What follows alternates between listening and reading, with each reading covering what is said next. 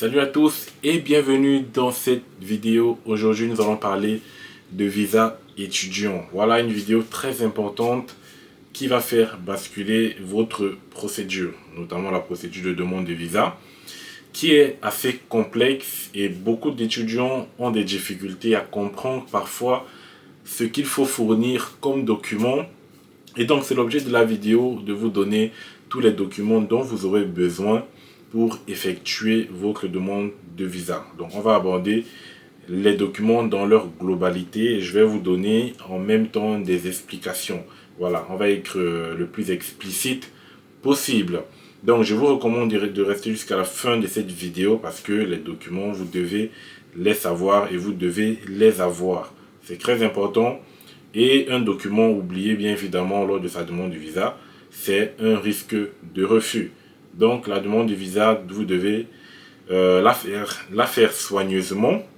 Vous devez y mettre beaucoup d'engagement dans cette demande-là parce que c'est, si je peux dire, une partie de votre vie que vous êtes en train de jouer. Voilà.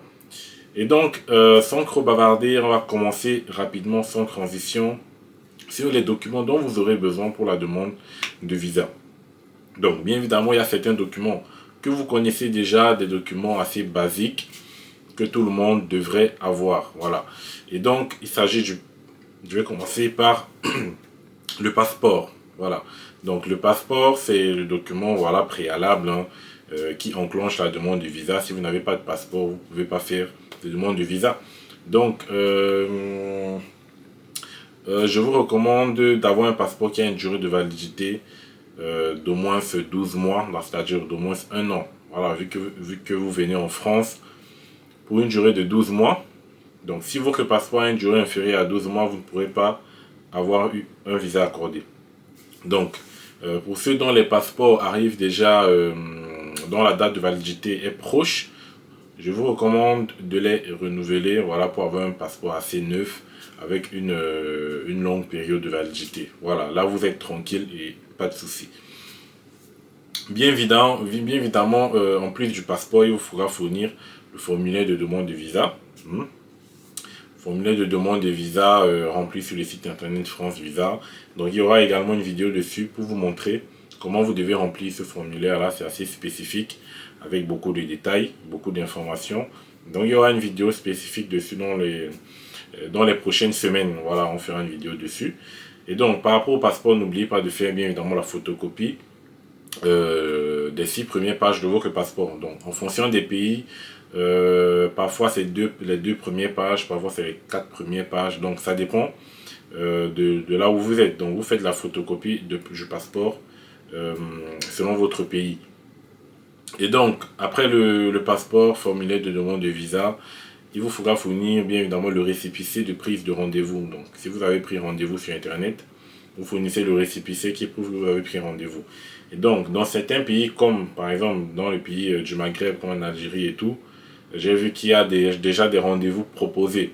Donc dans ce cas-là, vous n'avez plus besoin de fournir une attestation d'un récépissé de prise de rendez-vous. Vous fournissez juste les autres documents sans cela. Donc passeport, récépissé de prise de rendez-vous, formulaire de demande de visa, les photos d'identité, voilà, très important, aux normes ISO, je ne sais pas quoi. Mais normalement, lorsque vous allez chez des photographes, vous demandez des photos style identité. Donc, photos d'identité avec les normes d'identité, normes passeport ou je ne sais pas quoi. Et on va vous faire de très belles photos que vous allez joindre à votre demande de visa. Donc, allez au moins avec 3 ou 4 photos et n'accrochez surtout pas les photos sur le formulaire. Voilà, c'est pas recommandé. Donc, il y a certains qui agrafent parfois les photos ou qui colle la photo sur le formulaire, donc ne le faites pas, allez juste avec les photos et c'est aux gens au personnel de l'ambassade de coller la photo voilà, sur le formulaire. Et donc une fois que vous avez ces documents là qui font partie bien évidemment du volet administratif, on va passer au volet pédagogique. Donc volet administratif, il y aura le document OFI qui n'est plus obligatoire. Voilà. On va vous parler parfois du formulaire de demande OFI et tout. Donc, c'est plus des documents obligatoires. Donc, vous n'avez pas besoin de ça. Voilà. Donc, En ce qui concerne le volet pédagogique, vous connaissez déjà, donc c'est tout ce que vous avez mis sur Campus France, c'est-à-dire tous vos bulletins, vos derniers relevés, derniers diplômes, les pièces d'identité, le test de français si vous avez fait un test de français. Donc vous les regroupez tous dans le volet pédagogique avec bien évidemment l'attestation de préinscription ou si vous êtes accepté dans un établissement non connecté, l'attestation d'inscription, voilà, qui prouve que vous avez été inscrit dans cet établissement-là. Donc voilà en gros ce qui va constituer votre volet pédagogique. Et bien évidemment, vous pouvez rajouter une lettre de motivation parce que ça peut jouer toujours en votre faveur. N'hésitez pas à rajouter une lettre de motivation. Même si dans la partie je suis accepté de Campus France, vous avez également la possibilité de rédiger une lettre de motivation. Donc n'oubliez pas quand même lors de la demande de refaire une lettre de motivation pour y expliquer vos projets d'études professionnelles, vos motivations à vouloir étudier en France et normalement ça va le faire. Et donc ça c'est ce qui concerne le volet pédagogique. Donc tous vos diplômes, tout ce que vous avez balancé dans Campus France, mettez-les. Voilà. Et donc les plus gros volets, voilà, ça c'est la partie la plus intéressante de la demande de visa. Tout ce qui est administratif et pédagogique, tout le monde peut le fournir, donc il n'y a pas de souci dessus. Lorsque le consulat il étudie le volet administratif et pédagogique, ils ne vont pas se poser des questions, voilà, parce que c'est basique, c'est le minimum qu'on demande pour une demande de visa. Donc pour moi en fait ça ne compte même pas pour la demande de visa. Et donc vous savez déjà la plus grosse partie de la demande de visa, c'est les ressources et l'hébergement. C'est là où les agents consulaires vont se concentrer le plus, où ils vont donner encore plus d'attention. Voilà. Donc, on va commencer par le volet hébergement.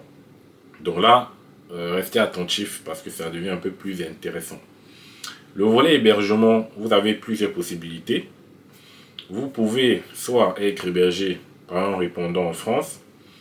Vous pouvez soit avoir une location, c'est-à-dire un bail de location, que ce soit dans le privé, dans le public, je ne sais où. Ou vous pouvez être logé dans une résidence universitaire. Ou voilà, résidence universitaire comme le Crous ou des cités universitaires, notamment les logements proposés par les universités. Donc vous avez ces trois possibilités-là. La première possibilité, si vous êtes hébergé, vous devez fournir une attestation d'hébergement que votre garant devra lui-même remplir. Attestation d'hébergement datée et signée et légalisée parce que c'est recommandé. Quand vous légalisez les documents, c'est encore plus fiable pour les agents consulaires auprès de la mairie. Donc il suffit juste que votre hébergeur se rende dans la mairie pour légaliser le document et pour avoir également l'attestation d'hébergement. Voilà. Si l'hébergeur n'a pas le document, c'est-à-dire l'attestation d'hébergement déjà préfaite pour remplir, il peut se rendre directement à la mairie pour demander une attestation d'hébergement. Normalement, la mairie vous donne le document que vous remplissez juste. Voilà, il y a juste des petites cases à remplir, notamment le nom, le prénom, la somme et tout. Voilà, et puis vous légalisez directement. Donc, attestation d'hébergement, datée et signée, si possible légalisée, comme j'ai dit. Si votre garant, enfin, c'est pas si votre garant, si votre hébergeur est propriétaire, vous donnez voilà, l'attestation de propriété. Voilà, titre de propriété si je peux dire. Et le dernier, bon, pas besoin du dernier avis d'imposition, mais vous pouvez quand même le mettre dans le volet hébergement. C'est généralement demandé dans le volet ressources. Donc mettez l'avis d'imposition et la pièce d'identité du garant également, si c'est possible, de fournir un justificatif d'électricité, d'eau ou de gaz. Voilà. Donc voilà en gros ce qui va constituer votre volet hébergement, votre volet logement, c'est-à-dire attestation d'hébergement, titre de propriété si votre hébergeur est propriétaire, une facture d'électricité, d'eau, de gaz, d'EDF et tout. Voilà, ça permet de voir qu'en fait la personne paie bien ses charges en fait. Et bien évidemment, ces documents doivent être datés de moins de 3 mois. Voilà, vous ne pouvez pas fournir une facture d'électricité qui date d'il y a 1 an ou d'il y a 6 mois. Donc ça ne se fait pas. Et bien évidemment, le dernier avis d'imposition. Donc, maintenant, si votre garant est plutôt locataire, vous donnez juste le contrat de bail et les 3 derniers quittances de loyer. Voilà, donc c'est ça qui va constituer votre volet logement. Maintenant, il va se poser,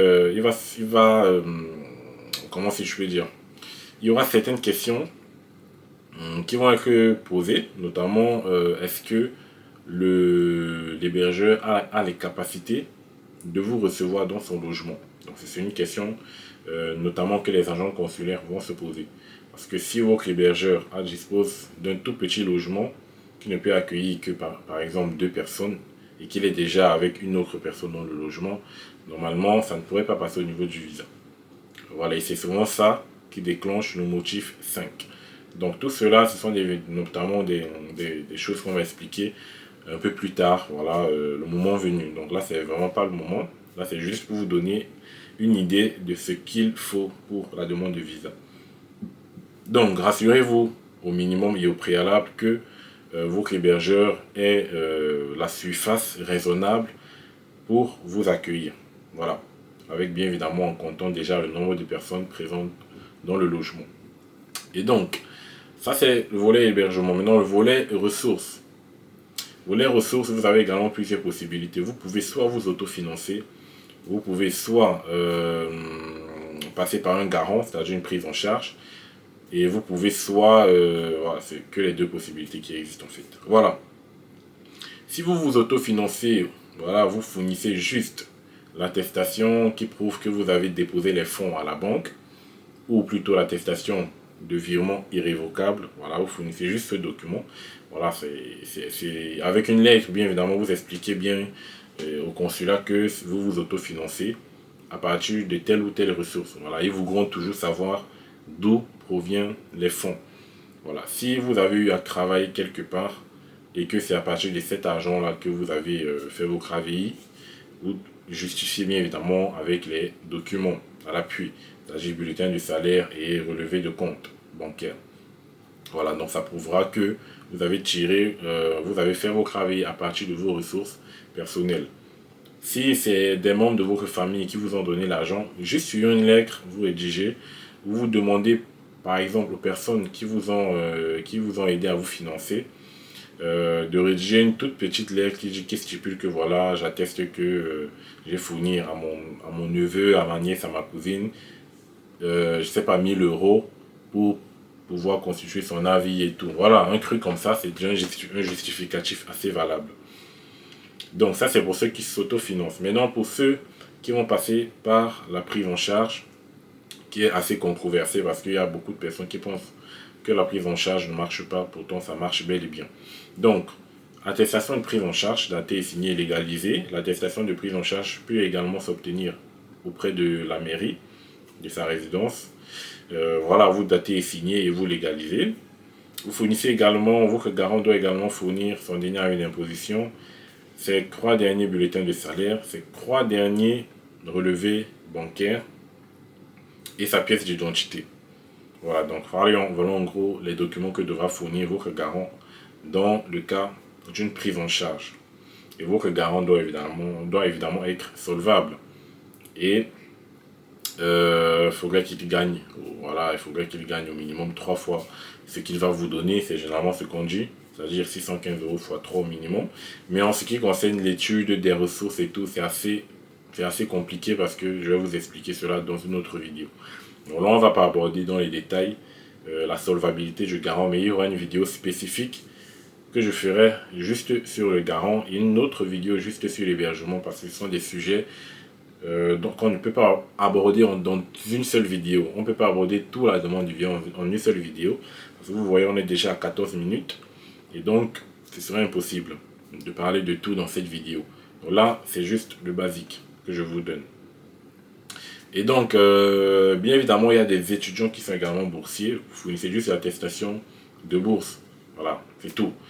Et donc, voilà en gros tout ce que va constituer votre demande de visa. Avec bien évidemment des lettres explicatives. Si vous avez des zones d'ombre dans le dossier, n'hésitez pas à faire des lettres explicatives pour expliquer. Voilà, parce que si le consulat n'arrive pas à comprendre certaines choses dans votre dossier, vous allez avoir un refus. Donc c'est toujours mieux de faire des lettres explicatives, même si c'est 5 lettres explicatives, pour leur expliquer, voilà, et afin qu'ils ne se posent pas trop de questions. Voilà, lettres de motivation bien évidemment. Et donc, voilà à peu près ce dont vous aurez besoin. J'espère que la vidéo va vous aider à mieux comprendre les documents. Voilà. Il y aura d'autres vidéos que je vais faire bien évidemment pour mieux détailler les choses. Voilà. Donc, merci d'être resté jusqu'à la fin de la vidéo. N'oubliez pas surtout de vous abonner à la chaîne. Il y aura d'autres vidéos à venir. Donc, allez les gars, on se dit à la prochaine pour un nouveau numéro. Allez, ciao.